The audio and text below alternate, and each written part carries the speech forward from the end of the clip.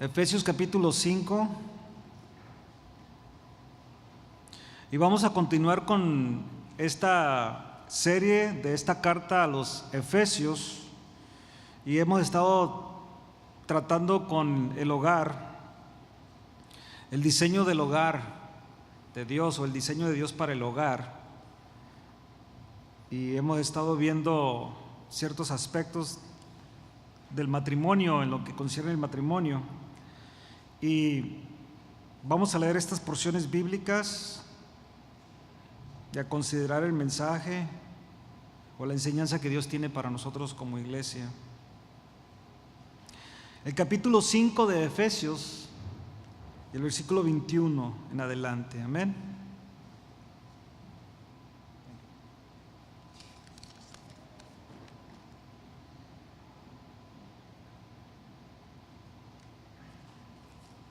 ¿Lo tienen, hermanos?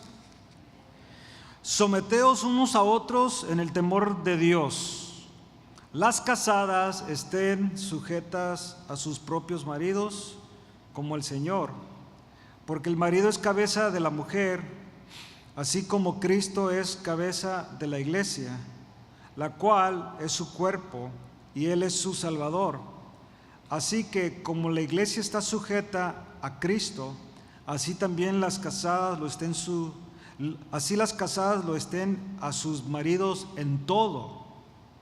Maridos, amar a vuestras mujeres, así como Cristo amó a la iglesia y se entregó a sí mismo por ella, para santificarla, habiéndola purificado en el lavamiento del agua por la palabra, a fin de presentársela a sí mismo una iglesia gloriosa, que no tuviese mancha ni arruga ni cosa semejante, sino que fuese santa y sin mancha. Así también los maridos deben amar a sus mujeres como a sus mismos cuerpos. El que ama a su mujer, a sí mismo se ama, porque nadie aborreció jamás su propia carne, sino que la sustenta y la cuida, como también Cristo a la iglesia. Porque somos miembros de su cuerpo, de su carne y de sus huesos. Por esto dejará el hombre a su padre y a su madre, y se unirá a su mujer, y los dos serán una sola carne. Grande es este misterio, mas yo digo esto respecto de Cristo y de la iglesia.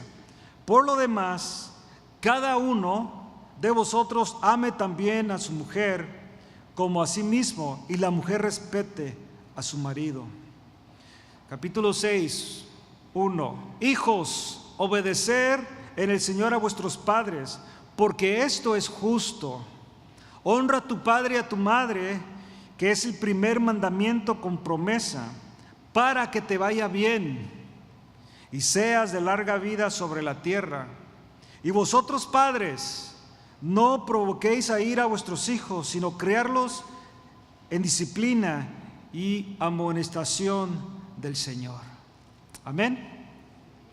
Esto, hermanos, que hemos leído aquí, estas porciones bíblicas, es el diseño perfecto de Dios para el hogar. O sea, yo sé que la sociedad tiene sus ideas y se ha ido corrompiendo cada vez más, al punto de que los padres ya no tienen derechos sobre los hijos, al punto que los hijos tienen derechos sociales, y también, y hablando del matrimonio, pues la Biblia, en la sociedad dice que ahora es 50-50. ¿Han oído ese término?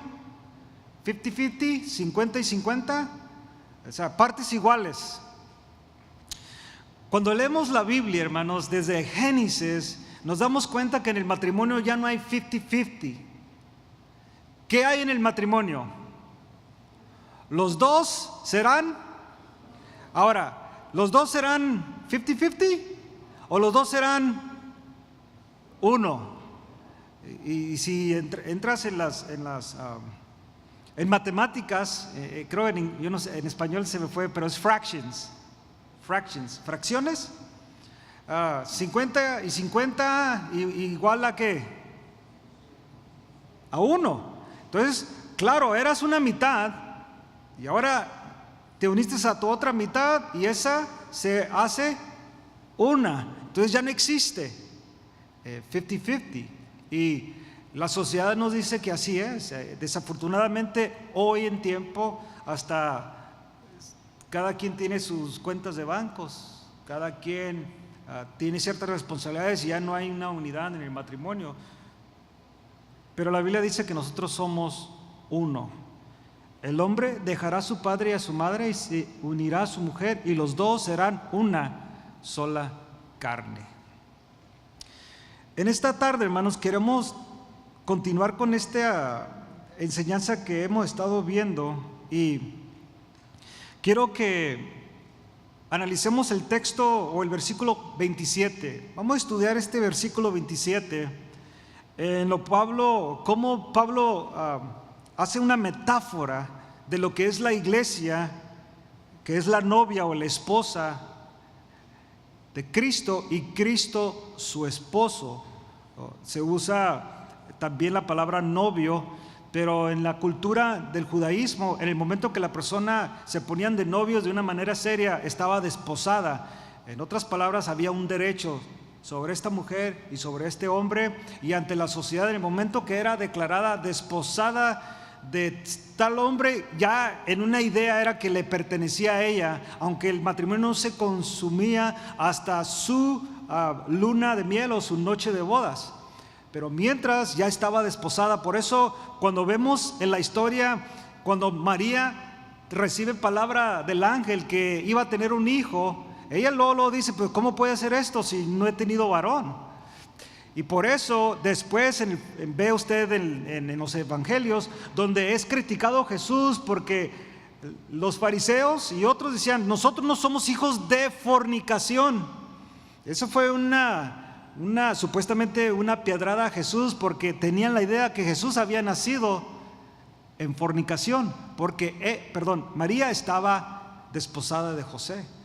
Por eso vemos también que José quiso dejarla silenciosamente, sin hacer un escándalo, porque la amaba, y él sabía que si él hacía un escándalo, ella tendría que morir según la ley, apiedrada, porque había cometido fornicación. Estaba desposada de José. Entonces dice la Biblia aquí, vaya conmigo a versículo 27. Dice que el varón, en esta metáfora que está haciendo Pablo tocante a la esposa que representa a la iglesia, y Cristo que representa al esposo, vamos a tomar unos principios, varones, y este mensaje sigue siendo exclusivamente más al varón.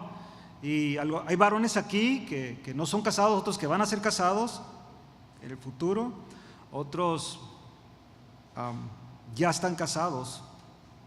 Pero Pablo nos da una enseñanza cómo debe de ser el orden para este hogar que está diseñado de parte de Dios. Versículo 27. A fin de presentarla a sí mismo una iglesia. ¿Cómo, hermanos?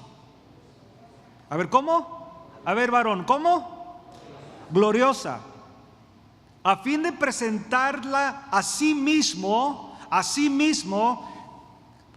Jesucristo a su iglesia, se la va a presentar a Él mismo. Entonces va a depender de Él, ¿sí o no? A ver, hermanos, ¿va a depender de Él? Sí, Él va a depender de Él. ¿Cómo se va a presentar a Él mismo esta iglesia que somos nosotros? Bueno, asimismo una iglesia gloriosa, que no tuviese mancha, ni arruga, ni cosa semejante, sino que fuese santa y sin mancha. Aquí Pablo, hermano, nos enseña cuál es el deseo de Cristo para su iglesia. Este es el deseo de Cristo. Primero, una iglesia gloriosa. Luego, una iglesia que no tiene arrugas, ni cosa semejante, sino una iglesia, y también una iglesia que no tiene mancha. Una iglesia que es santa y sin mancha. Así quiere ver Dios a su iglesia. Y eso no es, hermanos, a ver si logra Dios esto. Esto no queda, ¿cómo puedo decir la palabra? No queda a ver si sucede. Pues quién sabe si la iglesia va a llegar delante de su presencia sin mancha, sin arruga. A ver si logra la iglesia ser santa. No, hermanos, este es un hecho. Pero fíjate lo que está diciendo Pablo aquí, porque él está haciendo esta metáfora al varón, al esposo. Entonces aquí Pablo nos presenta esto. Como miembros del cuerpo de Cristo tenemos la responsabilidad de mantenernos puros delante de Dios. Pero ¿quién está haciendo esto? A ver, dígalo, hermano. Cristo. Dice Corintios capítulo 2, segunda carta a los Corintios, perdón, capítulo 5, versículo 17. Esto es lo que dice: si alguno está en Cristo. Si esta persona está en Cristo, si alguno de ustedes, yo, incluyéndonos nosotros, si alguno de nosotros está en Cristo, ¿cuál es la evidencia? Nueva criatura es una nueva creación.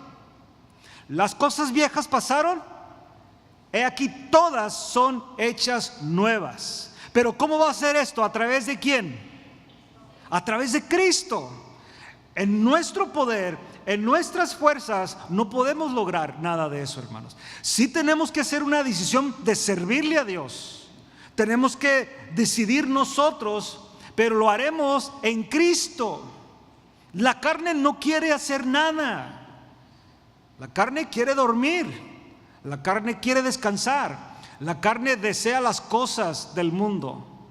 Es bien interesante que no podemos pasar en veces 2 horas porque nos estamos durmiendo, pero en el cine hasta 3 horas y no hay problema. Y ni queremos salir al baño. ¿Sí o no? Queremos estar atentos a lo que se nos está presentando enfrente. Pero cuando se trata de Dios, por causa de la carne, se nos es fácil levantarnos, se nos hace fácil poner a platicar, a lo mejor hasta buscar algo ahí más rápidamente. Recibí un mensaje, recibí esto y pues ahí que predique el predicador. No, la carne desea hacer lo de la carne, pero el espíritu, hermanos, desea hacer lo espiritual. Nosotros no vamos a poder lograr nada, hermanos, a menos que estemos en Cristo. ¿Me explico? Por eso Pablo aquí, cuando dice: ¿cuál es la clase de iglesia que Cristo desea para sí mismo? O sea, una pregunta que nos debemos hacer: ¿qué clase de iglesia? O sea, ¿cómo quiere Dios que yo sea? Pero también apliquemos al matrimonio, varón. ¿Qué clase de esposa quieres? Porque según la metáfora que estás dando aquí, Pablo, va a depender de quién. A ver, ¿va a depender de quién? Ay, varones, ¿qué pasó? Diga de mí, varón. ¿Cómo es tu esposa? Va a depender de ti. Pues hermano, ella decide, pero va a depender de ti. Porque repito, Dios te va a llamar a ti la atención, varón. Cualquier cosa que está pasando en tu matrimonio, ahorita lo peguemos al matrimonio. Otra cosa es la familia en sí, pero hablemos del matrimonio. Todo lo que está pasando en tu matrimonio, todo lo que está pasando, ¿a quién hace Dios responsable? ¿A quién? Al varón, a mí. Pero es que usted no conoce a mi esposa. Yo sé que no la conozco, pero ¿a quién hace responsable Dios? Y usted lo mira en el Antiguo Testamento, desde el principio, desde el primer pecado que cometió Adán y Eva. ¿A quién se dirigió Jehová? ¿A quién? ¿A Eva? ¿A la serpiente?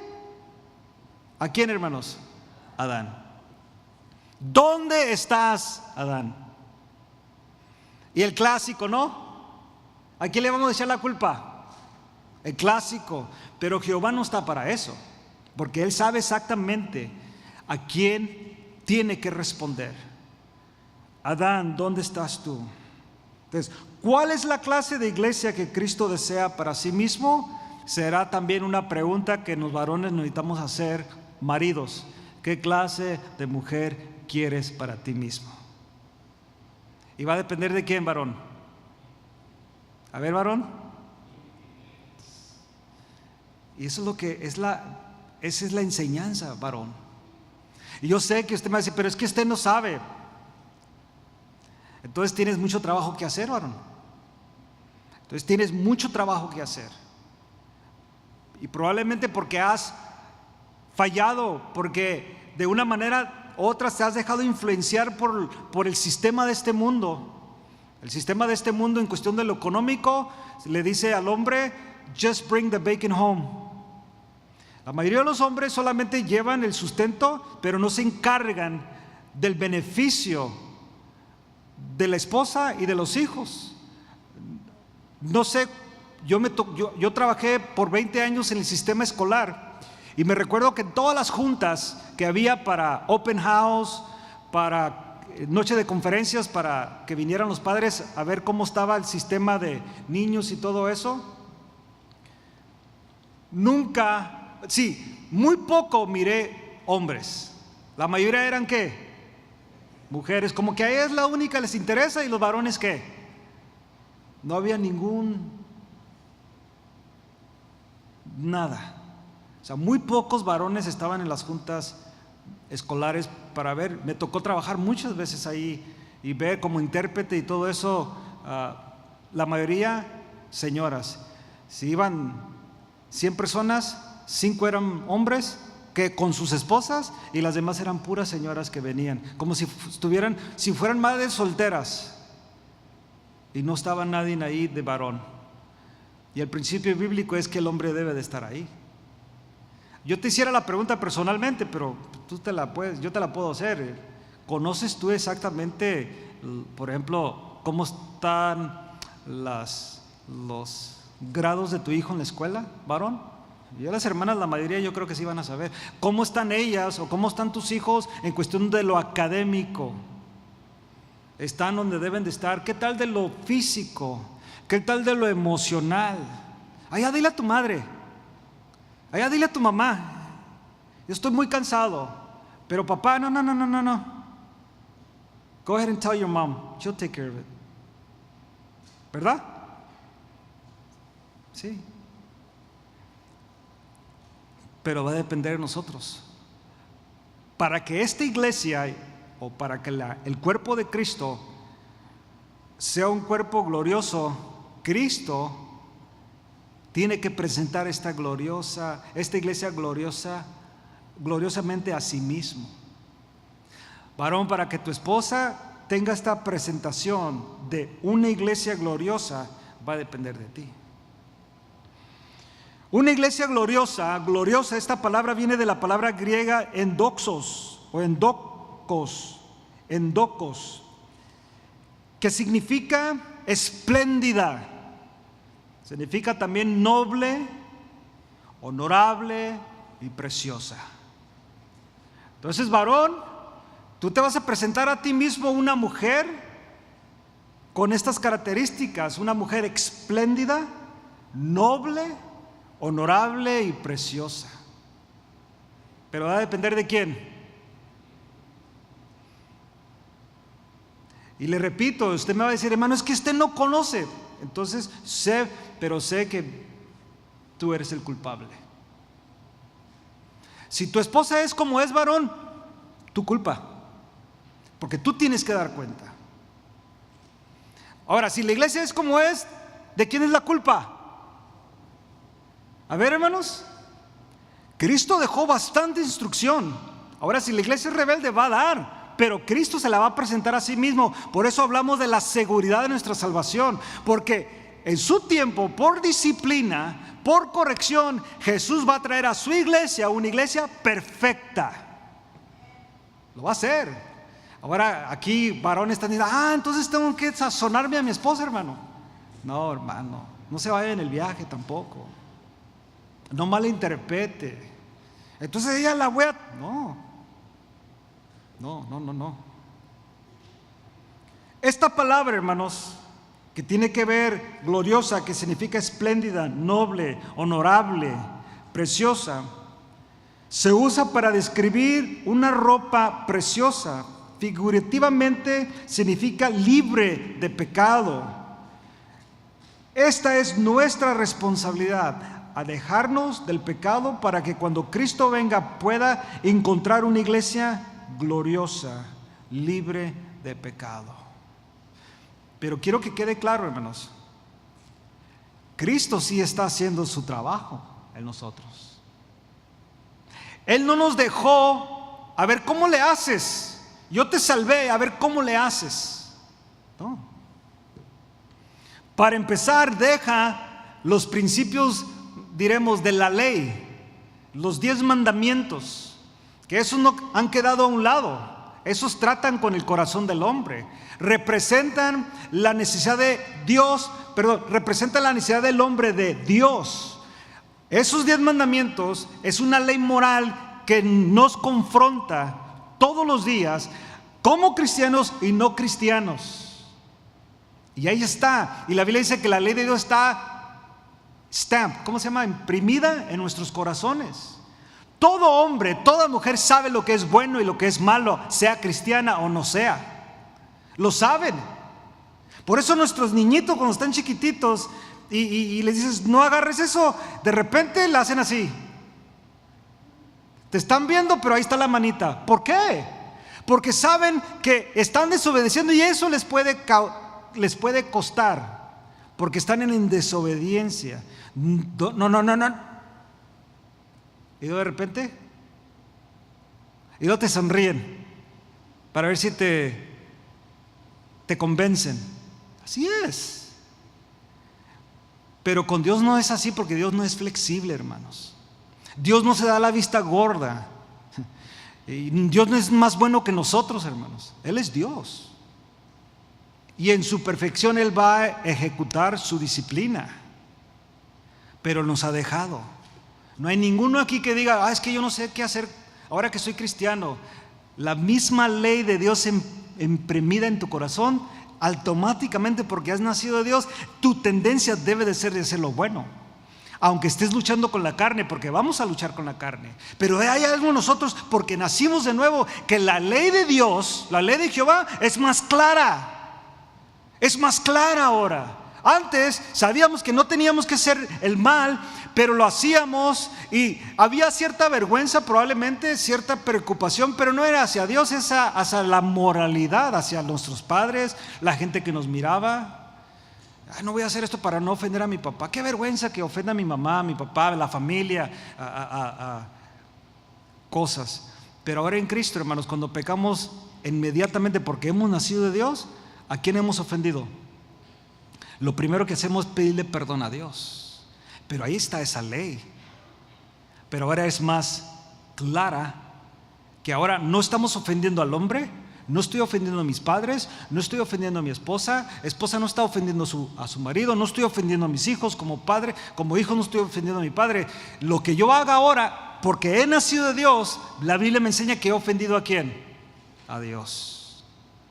Dios ha hecho su trabajo a través de Cristo y a través de sus apóstoles nos ha dejado doctrina, enseñanza. Haz esto, no hagas aquello. Deja de hacer esto y necesitas hacer esto. Nos ha dado instrucción.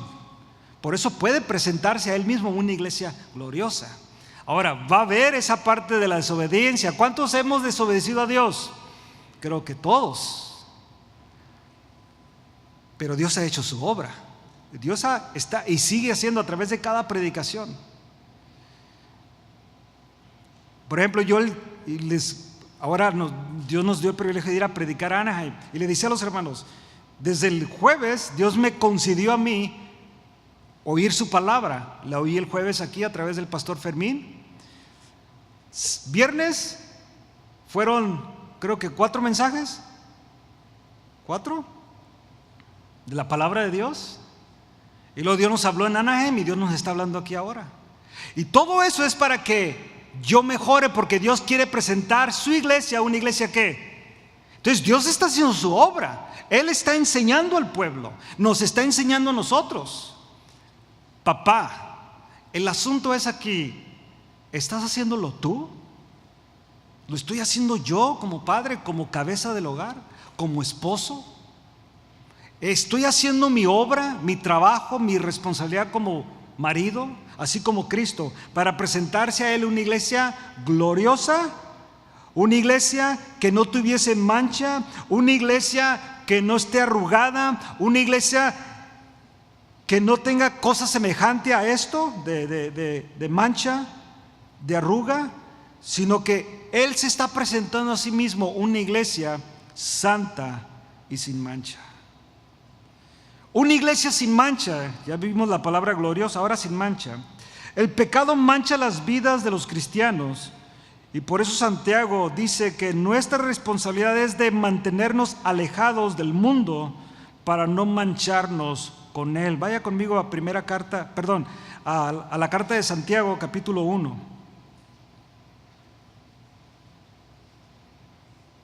Santiago, capítulo 1.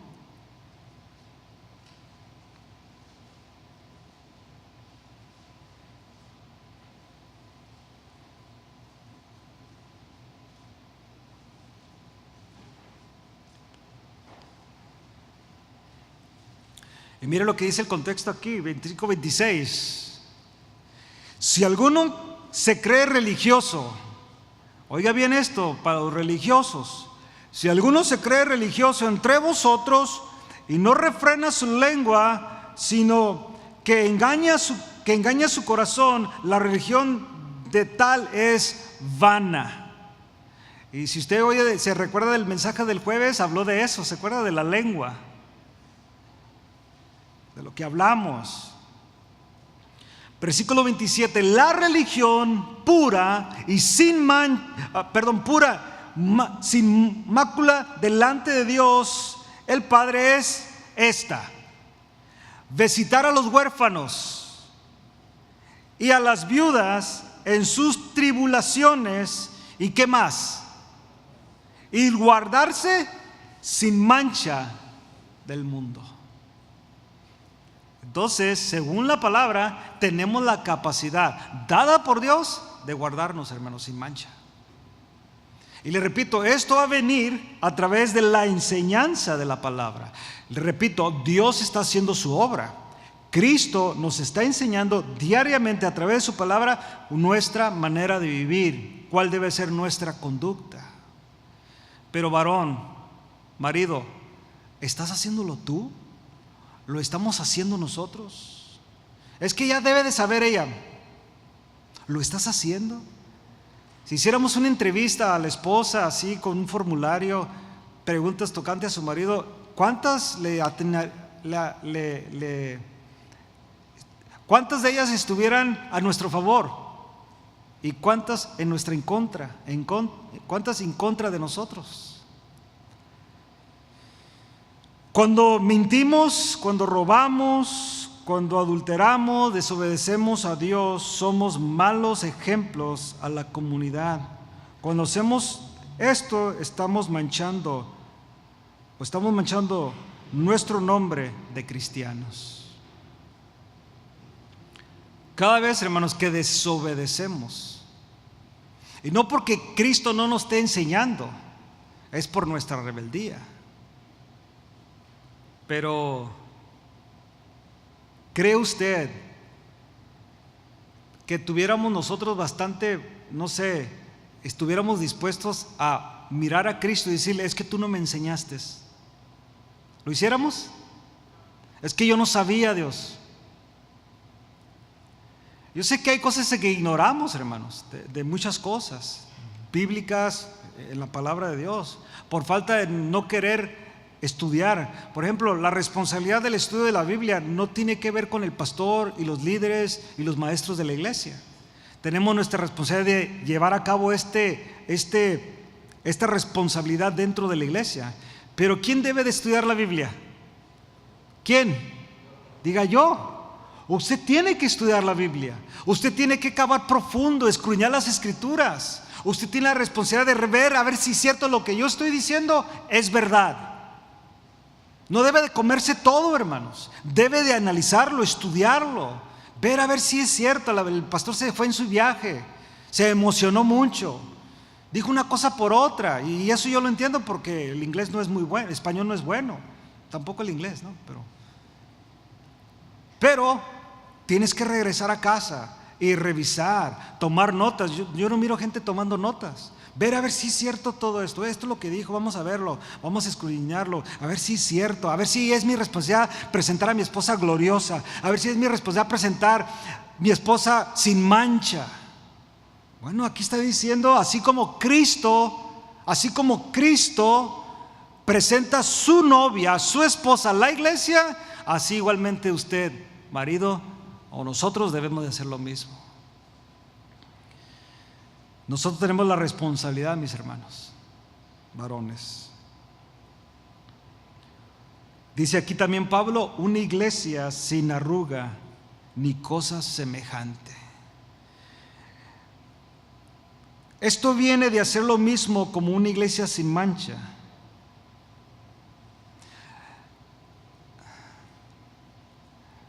Yo no sé, yo no puedo opinar por usted hasta cierto punto, hermano, pero en lo personal yo no me gusta ponerme una camisa arrugada.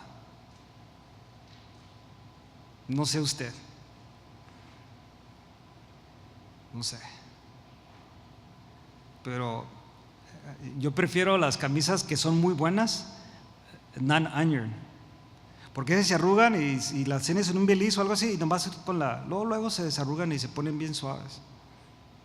Yo porque personalmente me gusta dar bien planchado, eso soy yo, pero creo que en lo que es la lógica podría creer que la mayoría nos gusta andar bien planchaditos, ¿o no? ¿Usted se cuida de eso? Debe de cuidarse, es parte de nuestra presentación. Bueno, la Biblia dice que una iglesia que Él está presentando a sí mismo es una iglesia gloriosa, sin mancha, pero una iglesia también bien planchada. Bien planchada. Entonces, también Cristo, hermanos, nos quiere en su cuerpo algo que no tenga arrugas, cosas semejantes que haga ver mal a su cuerpo. Él mira a la iglesia. Acuérdense, Él mira a la iglesia de esta manera. Romanos nos enseña cómo mira Dios a su iglesia. Vaya conmigo ahí a Romanos y quiero que analicemos este texto y miremos cómo mira Dios a la iglesia. Y ahorita le digo qué capítulo.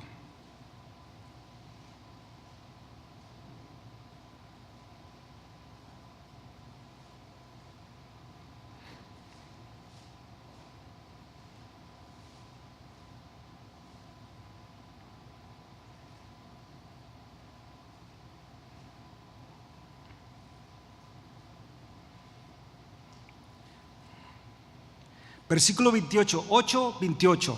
Mire cómo mira Él a su iglesia. Porque Él conoce y está en nuestro pasado, presente y futuro. Como Él es Dios que no trabaja en tiempo, no vive en el tiempo, nos ha dado el tiempo a nosotros. O sea, todos tuvimos un inicio, aun cuando fuimos concebidos en el vientre de nuestra madre, nos dio un día en el cual debíamos de dar, o nuestra madre nos dio a luz. Yo sigo creyendo que todavía de nuestra fecha de nacimiento todavía tenemos 9 meses de vida. No sé si usted ha pensado en eso. O sea, no es el 24 de agosto del año 70 en mi vida a las 9:01 de la mañana. Creo que fui concebido, mi vida empezó 9 meses antes de eso. Eso es lo que yo creo, más o menos por ahí en noviembre, diciembre, ¿no? Del 69. Así pienso yo. O sea, porque empieza la vida, creemos en la vida. Entonces, como Dios nos mira, ya en Él está el pasado, presente y futuro, en Él, porque Él es alfa y omega, principio y fin. En Él está todo. Nosotros tenemos tiempos. Mire lo que dice el versículo 28. Y sabemos que a los que aman a Dios, todas las cosas les ayudan para bien o a bien. Esto es, a los que conforme a su propósito son llamados. Porque a los que antes conoció, también que los predestinó Fíjate, para que fuesen hechos conforme a la imagen de su Hijo, para que Él sea el primogénito entre muchos hermanos. Y ahorita vamos a leer más, pero fíjate, Él nos conoció antes. Eso está glorioso, hermanos. Ahí muchas veces se nos funden los fusibles. ¿Cómo? Sí, como Él es omnisciente, omnipresente, repito, Él está en nuestro pasado, presente y futuro ya. Es más, Él ya está, si Dios me considera a los 60 años, Él ya está allí. Es más, Él ya está en mi funeral. Ya está Él allí, porque así Él ya lo mira de esa manera. Nosotros, vuelvo a repetir, nosotros estamos viviendo en abril, ¿qué? 22, 2018, aproximadamente 2:30 o 2:31. Sí, 2:31 de la tarde. Esa es nuestra vida ahorita. En cambio Dios, Él está en nuestro presente, pero igualmente está en nuestro pasado, igualmente en nuestro futuro, en nuestro presente, pasado y está en el futuro. Para Él no hay tiempo y ahí se vuelan los fusibles ya. ¿Cómo? Sí, Dios ya está ahí, ya está ahí. Él ya sabe. No le podemos agregar un segundo a nuestra vida. Me decía así platicando, pero tú crees que porque te cuidas y porque haces ejercicio y porque comes las comidas le vas a agregar. No, yo no le voy a agregar a ningún segundo a mi vida, pero quiero vivir esta vida bien. No le voy a agregar ningún minuto, ningún segundo a mi vida, pero quiero vivir esta vida bien. Porque aunque sé que Dios tiene designado un día para mí, para que yo me muera, pues prefiero llegar allí bien. O sea, en lo que yo pueda, llegar bien. Yo sé que está el concepto de algo nos vamos a morir, pues hay gente que le gusta que les vayan cortando las piernas, los brazos, y quieren quedar ciegas y quieren que le pongan otro corazón o marcapasos, riñones. Bueno, si usted decide eso, pero eso es feo, dicen por ahí, ¿no?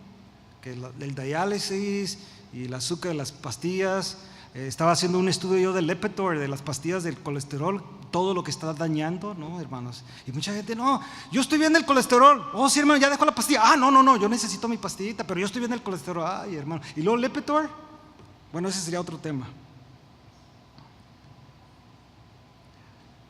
Repito, versículo 30 ahora. Y a los que predestinó, a esos también ¿qué? ¿Usted es llamado? Es lo que dice aquí. ¿Usted es llamado? Bueno, en su soberanía Él hace esto. Él los conoció. Dice, y a los que predestinó, a estos también llamó. Y a los que llamó, a estos también ¿qué? Fíjate cómo está viendo Dios todo. Él te conoció antes, te llamó, te predestinó y te justificó. Este es el hecho de Dios, que es justificado. Dice Romanos 5:5, justificados pues por la fe tenemos paz para con Dios por medio de nuestro Señor Jesucristo. La palabra justificado significa que tú eres inocente de toda culpa. Eres inocente, no eres culpable. El diablo no puede venir a culparte porque Cristo te ha justificado. ¿Y quién más de justificarte? Si los jueces, hermanos, o el jurado te pueden justificar, y tú y yo sabemos que somos culpables, pero ellos nos justifican y es un decreto y ya no se puede enjuiciar en eso. Pueden hacer un juicio probablemente civil, pero ya criminal no se puede porque te hallaron inocente, como le pasó a O.J. Simpson. En la corte criminal fue declarado inocente, pero en la corte civil fue declarado culpable. Y según la corte civil, todo lo que él gane de regalías tiene que contribuir a la familia de esas personas. Pero en la corte criminal, inocente. Bueno, en la corte de Cristo, por su sangre preciosa, hermanos, somos declarados justos. Por eso dice aquí, te llamó, te conoció, te llamó, te predestinó y te llamó. Y a estos que llamó, a ti y a mí, ¿cómo los mira ahora? Justificados. Justificados. Somos limpios o libres de toda culpabilidad. Pero esto lo que sigue, hermanos, es lo que a mí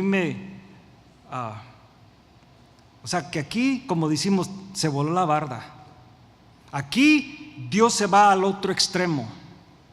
En su soberanía, en su futuro, en su lugar de estar en el futuro y conociendo nuestro pasado, presente y futuro, Él ya está ahí. Y dice Él dice de ti, de mí, de aquellos que hemos nacido de Dios, que estamos seguros en Cristo, no solamente te llamó, no solamente te justificó, pero dice, ¿y a estos qué? A ver, ¿qué hizo con estos? Wow, ¿y eso ya sucedió, hermanos? Nomás hay un hombre que fue glorificado: Jesucristo. ¿Se recuerda cuando le dice a la mujer, no me toques porque aún no he sido glorificado? Pero cuando fue glorificado ya no necesitaba tocar a la puerta. Ya no necesitaba tocar a la puerta. Dice que se presentaba delante de ellos un hombre glorificado. Bueno, según el texto, Él no solamente nos ha llamado, o no solamente nos ha predestinado, no nos ha llamado, sino que Él también ya nos justificó. Y eso lo estamos viviendo ahorita, la justificación. El asunto que de justificación a glorificación está ese término que se llama santificación. Para presentarse Él a la iglesia, ¿qué? Santa, sin mancha. Bueno, varón, podemos hacer este mismo. Él ya sabiendo nuestro futuro, Él dice que tú y yo seremos glorificados. Este es un hecho para la iglesia. Para la iglesia, para aquellos que han nacido de Dios, para aquellos que han sido justificados, dice aquí, a estos también glorificó. Y eso no ha pasado todavía, ni aún nuestros hermanos que se fueron en el Señor ya, que murieron, ellos no han sido glorificados, hermanos. Ellos están en un lugar, en la presencia de Dios, en un lugar de descanso, pero todavía no han sido glorificados. Tú y yo no hemos sido glorificados, todos hemos sido justificados. Y los hermanos que ya murieron, que ya están en ese lugar de descanso, ya terminó su santificación. El problema somos tú y yo. Continuamos en nuestra santificación, pero hay una promesa: que serás, ¿qué? Glorificado. ¿Pero quién lo va a hacer? Dios. Bueno, hermanos, esto es el trabajo. Ahora, no me vaya a malinterpretar. Oh, hermano, usted va a glorificar a su esposa. No estoy diciendo eso. Solamente eso lo hace Dios. Pero quiero que vaya viendo el papel que Dios está haciendo tocante a lo que leímos. Vaya conmigo una vez más a Efesios. Él va a presentarse a sí mismo una iglesia, una esposa. ¿Cómo se la va a presentar a Él mismo? Una iglesia gloriosa, una iglesia que no tuviese mancha, ni arruga, ni cosa semejante, sino una que fuese santa y sin mancha. Por eso, hermanos, este concepto de glorificación, hermanos, es donde tú y yo estamos continuamente. Digo, yo lo estoy esperando. Yo lo he dicho aquí varias veces. Yo anhelo saber qué no es pecar. ¿Habrá alguien conmigo en eso?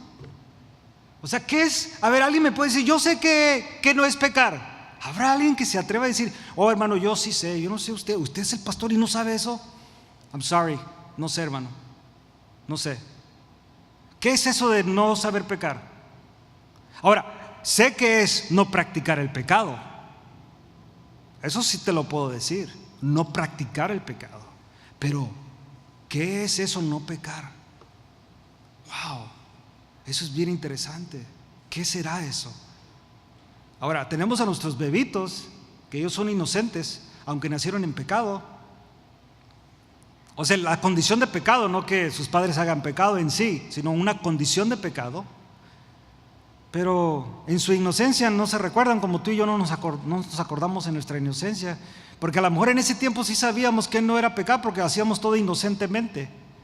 O vemos a nuestros hijos, hasta se nos hace curiosito las cosas que hacen en veces. Ahí anda el niño sin zapeta, pobrecito, y él así sin zapeta, ella sin zapeta.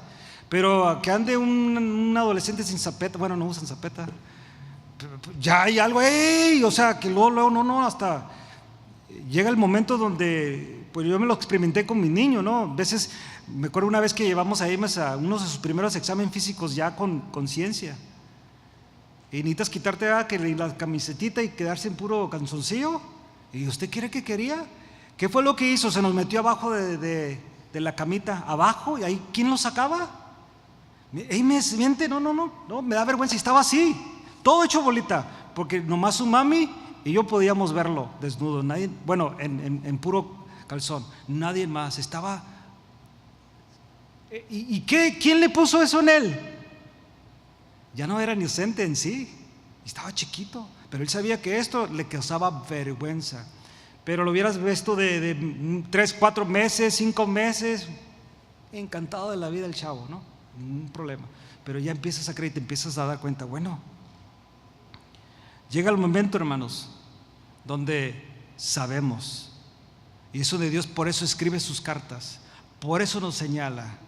Nosotros como varones tenemos la responsabilidad de que nuestra esposa, hermanos, sea una mujer gloriosa, una mujer, y no se vaya en el viaje tampoco sin arrugas, no estamos hablando de lo físico,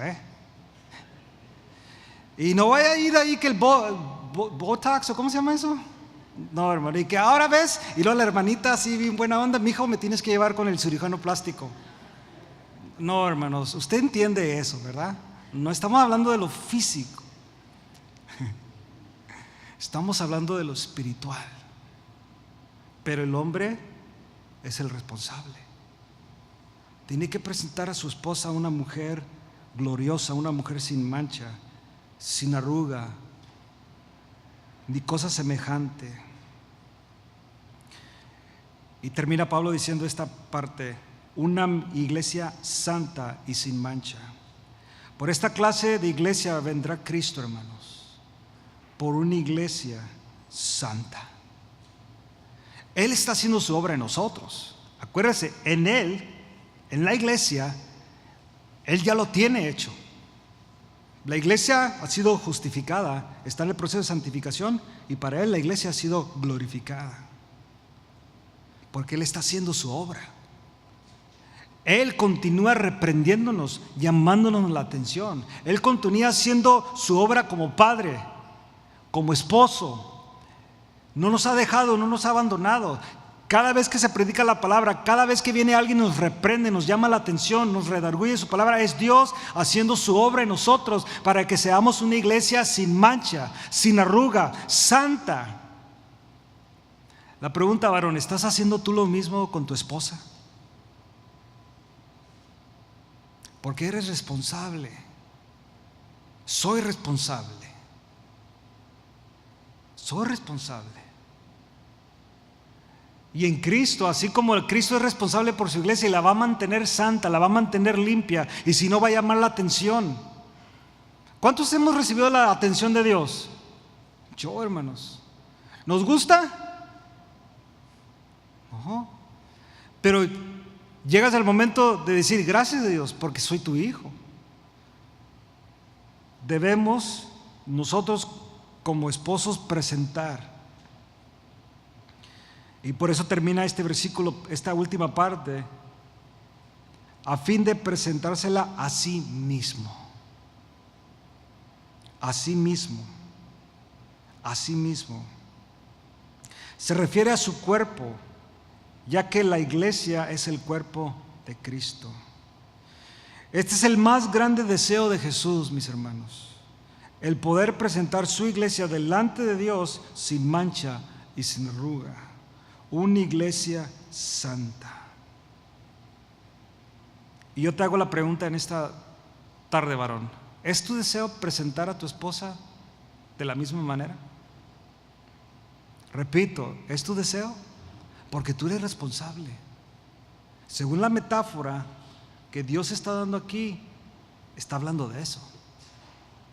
Está hablando de eso. Y si usted se da cuenta, hermano, cuando lo hacemos el análisis, que siempre son muy buenos, especialmente los varones, de una manera es recordarle a nuestra esposa que ella debe de someterse a nosotros como nosotros nos sometemos a Cristo. ¿Y sí dice la Biblia de eso? Sí dice. Pero la tarea más grande, ¿de quién es?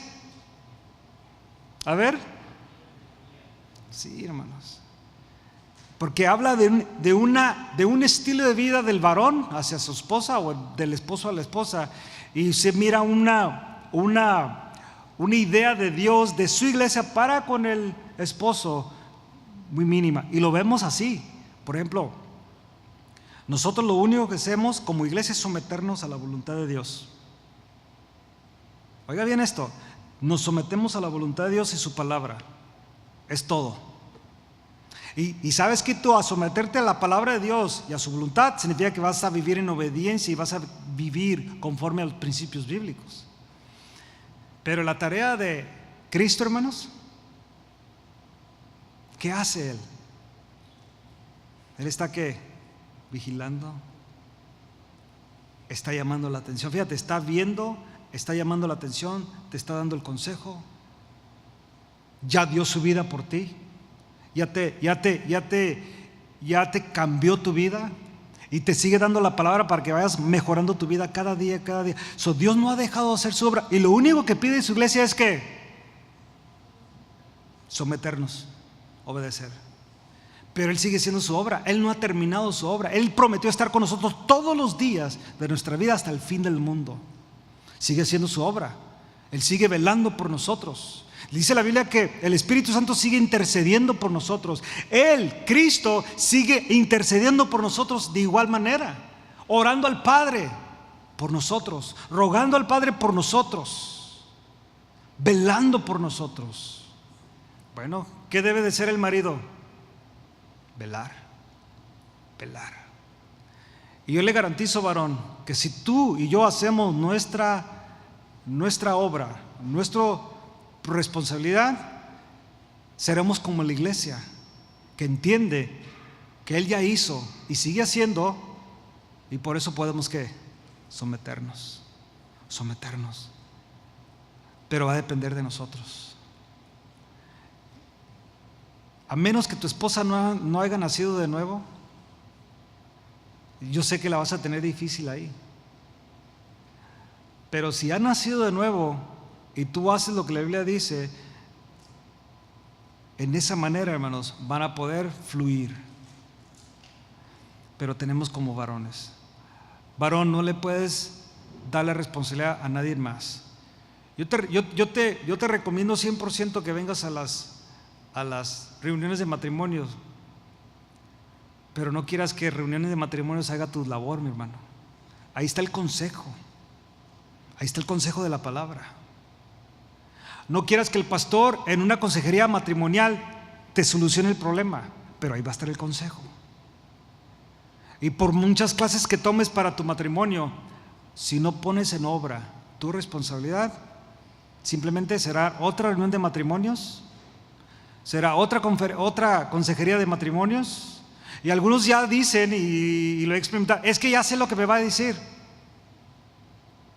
Es que te puedo decir la Biblia, es todo.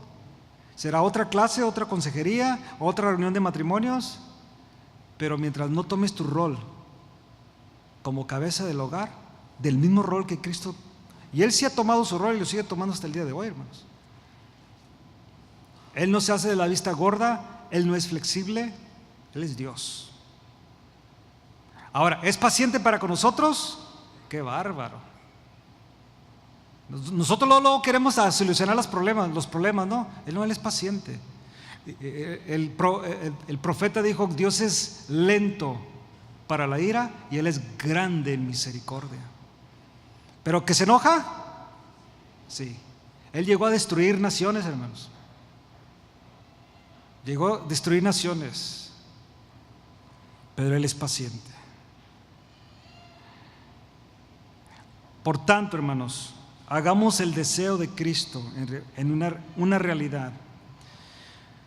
Nosotros necesitamos procurar que nuestra esposa, hermanos, varón, se mantenga una mujer gloriosa, una mujer sin mancha, una mujer sin arruga, una mujer santa.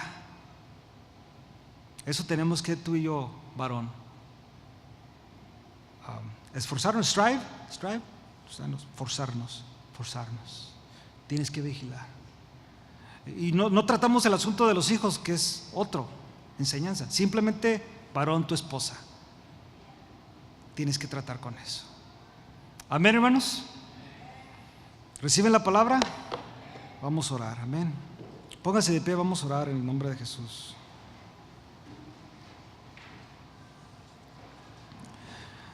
Vamos a darle gracias por la palabra, hermanos, y ahorita vamos a hacer otra presentación, ¿ok? Pero vamos a orar por la palabra, darle gracias a Dios por su palabra. Padre, en el nombre de Jesús, te damos gracias, Señor, por tu palabra en esta tarde.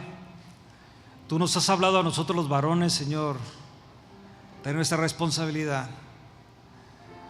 Nos has dado esta responsabilidad, Señor, y la tenemos que llevar a cabo. Va a depender de nosotros, mi Dios.